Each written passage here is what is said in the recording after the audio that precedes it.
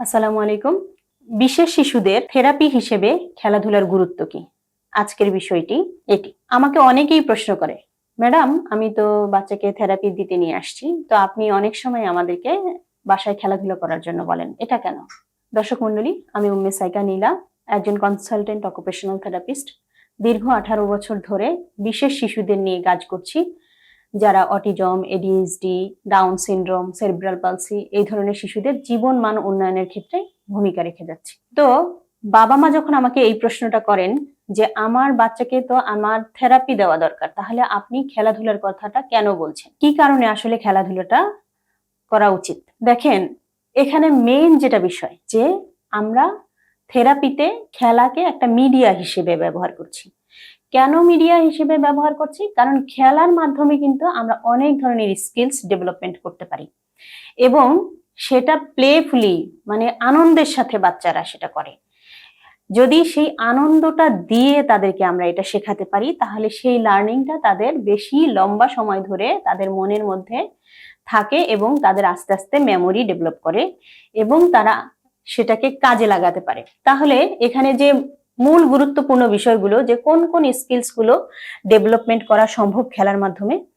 দেখেন, আমাদের বিশেষ শিশুদের প্রত্যেকেরই মেইন সমস্যা, যারা বিশেষ করে অটিজম, তাদের মেইন সমস্যা হচ্ছে সোশ্যালাইজেশনে। তো আবার তাদের কগনিটিভ ডেভেলপমেন্টেও সমস্যা আছে। তাহলে খেলার মাধ্যমে আমরা যে স্কিলস গুলো ডেভেলপমেন্ট করতে পারি সেগুলো হচ্ছে কগনিটিভ ডেভেলপমেন্ট করতে পারি, সোশ্যালাইজেশনের ডেভেলপমেন্ট করতে পারি, তারপরে তাদের যে ইমোশনাল কন্ট্রোল, ইমোশনাল যে রেগুলেশন হয় না, সেই জায়গাটাতে আমরা হেল্প করতে পারি যেন তাদের ইমোশনাল কন্ট্রোলটা বাড়ে। প্লাস তাদেরকে আমরা তাদের যে ফিজিক্যাল যে মোটর ডেভেলপমেন্টে সেই জায়গাটাতে আরো বেশি রিফাইন ভাবে মোটর ডেভেলপমেন্ট হওয়া সম্ভব। দর্শক, আমরা একটা প্যারেন্টস ট্রেনিং এর ব্যবস্থা করেছি। নিচের দেওয়া লিংকে ক্লিক করে রেজিস্টার করুন, তাহলে আপনারা আমাদের সেই প্যারেন্টস ট্রেনিং প্রোগ্রামটাতে অংশগ্রহণ করতে পারবেন এবং বাচ্চাদের জন্য নতুন নতুন অনেক বিষয় জানতে পারবেন। তাহলে চলুন প্রত্যেকটা ধাপ সম্পর্কে একটু একটু করে জানি। একটা ভিডিওর ভিতরে তো অনেক কিছু বলা যায় না, কিন্তু আমি অল্প অল্প করে আপনার বোঝার জন্য বলছি। যেমন কগনিটিভ ডেভেলপমেন্টটা কিভাবে হয়। খেলার মাধ্যমে একটা বাচ্চা যখন নতুন কোনো খেলনা নিয়ে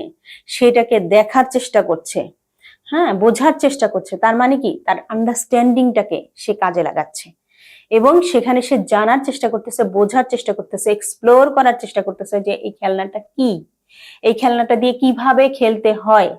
এই যে তার এই জিনিসগুলা নিয়ে সে যে চিন্তা করছে, তার ফলেই তার আস্তে আস্তে আস্তে আস্তে কিন্তু কগনিটিভ ডেভেলপমেন্টের শুরু হচ্ছে, তার আন্ডারস্ট্যান্ডিংটা এখানে বাড়ছে। তারপরে সে যখন আবার সোশ্যালাইজেশন স্কিলসটা কিভাবে এখানে বাড়াচ্ছে, সে ধরেন একা একা খেললো, যে বিল্ডিং ব্লকস দিয়ে খেললো, তখন তার যে কগনিটিভ ডেভেলপমেন্ট গুলো হচ্ছে। কিন্তু যখন সে আরেকজনের সাথে যে খেলবে, হ্যাঁ, যে আরেকটা বাচ্চার সাথে খেলি, তখন তাকে কি করতে হচ্ছে, সেই বাচ্চাটাকে দেখতে হচ্ছে কিভাবে খেলে, সেই বাচ্চাটাকে দেখে তাকে তার সাথে একটা নেগোশিয়েট করতে হচ্ছে, নেগোশিয়েট করে সে আর আমি যেন দুইজনে মিলে একসাথে খেলি, সেই ডিসিশন মেকিংটাও কিন্তু তার এখানে করতে হচ্ছে। তার সাথে খেলনাটা, একটা খেলনা শেয়ার করতে হচ্ছে। তারপরে তারা কোঅপারেট করে একজন আরেকজনের সাথে খেলছে। এখানে যখন কোঅপারেট তারা করছে, তখন আস্তে আস্তে কিন্তু তাদের ভিতরে একটা ইন্টারঅ্যাকশন, সোশ্যালাইজেশন, এই স্কিলস গুলো ডেভেলপমেন্ট হচ্ছে। এই দিক থেকে তারা আস্তে আস্তে এই সোশ্যাল স্কিলস ডেভেলপমেন্টে হেল্প হচ্ছে।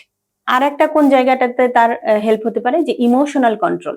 যখনই সে, একটা বাচ্চা ধরেন কোনো কাজ নেই, সে এমনি এমনি বসে আছে, তখন সে অনেক সময় দেখবেন যে বাচ্চা যে কোনো কোনো কিছুর জন্য এমনি কান্না করে, রাগ করে, ইগো দেখায়, এসব করে।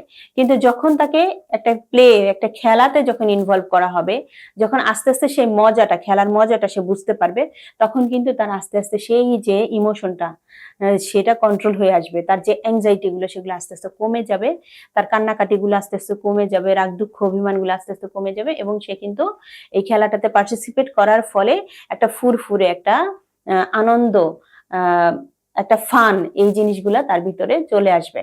আর একটা যেটা হয়, যে এই যে খেলাগুলো যখন তারা খেলছে, ধরেন ছোটবেলা থেকেই যে 6 বছর বয়স থেকেই সে বসে বসে খেলতো, এরপরে হামাগুড়ি দিয়ে খেললো, তারপর হেঁটে হেঁটে খেললো, তারপর দৌড়ায় দৌড়ায় খেলছে, তারপর জাম্প করে করে খেলছে। এই যে এইভাবে ধাপে ধাপে যে তার ফিজিক্যাল ডেভেলপমেন্ট গুলো হচ্ছে, তখন ওই খেলার মাধ্যমে কিন্তু এই ফিজিক্যাল ডেভেলপমেন্ট গুলো কিন্তু আরো রিফাইন হয়ে যায়।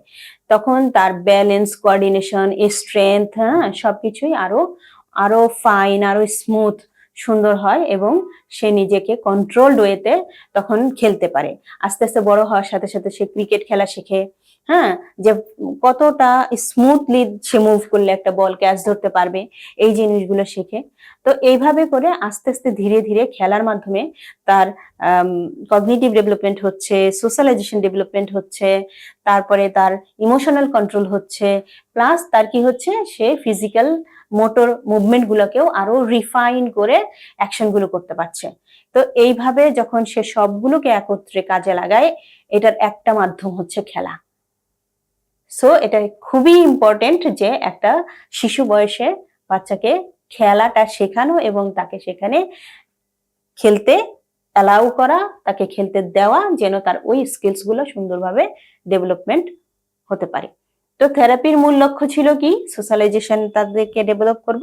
তাহলে সেজন্য আমরা মিডিয়া হিসেবে এখানে কি ব্যবহার করলাম, খেলাটা ব্যবহার করলাম, যার ফলে আরো 4টা-5টা স্কিলস আমরা ডেভেলপ করতে পারলাম, মানে আমাদের একটা লক্ষ্যে আমরা পৌঁছাতে পারি। তো দর্শক, আজকে এ পর্যন্তই। আপনাদের এই ধরনের আরো কিছু প্রশ্ন থাকে তাহলে অবশ্যই জিজ্ঞাসা করবেন, আমরা উত্তর দেওয়ার চেষ্টা করব। ধন্যবাদ সবাইকে।